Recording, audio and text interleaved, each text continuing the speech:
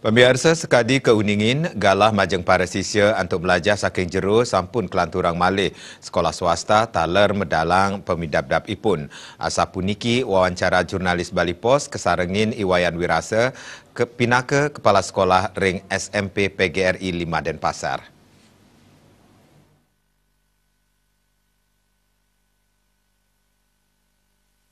Bahwasana COVID-19 galah sisya untuk belajar saking jero kelanturang malih ngarepin kewentanan inucap sekolah taler medalang mekudang kewijakan untuk nabdabin kewentanan ipun. Om Swastiastu.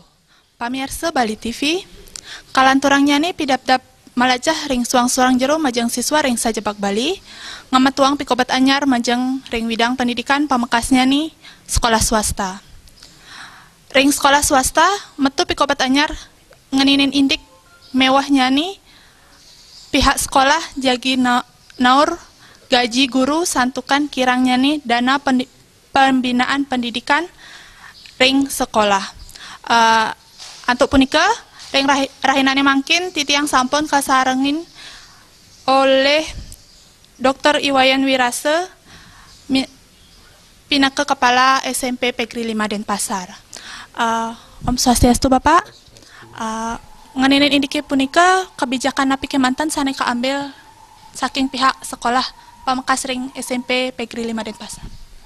Niki kira-kira kita napi wastane ini pembayaran SPP yang memang sulit, kita kesulitan di sana karena orang tua tidak boleh juga ke sekolah, anak juga tidak boleh, sehingga kita menyarankan kepada orang tua siswa untuk membayar ke bank BPD gitu.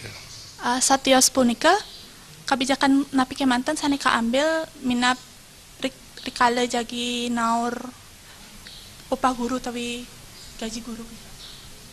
Mungkin nanti kita akan masih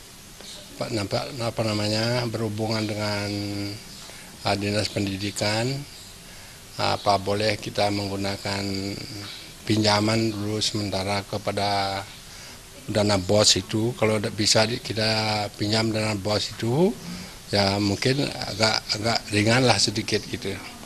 Kalau tidak bisa, itulah kesulitan kita. Karena ya kalau ada orang tua murid bayar uang SPP, kalau tidak, ya tidak bisa kita berbuat apa-apa gitu. Itu kira. Oke, sekadi asa punika kebijakan sane prasida kaambil saking pihak sekolah dumugi wentan pikonohnya nih.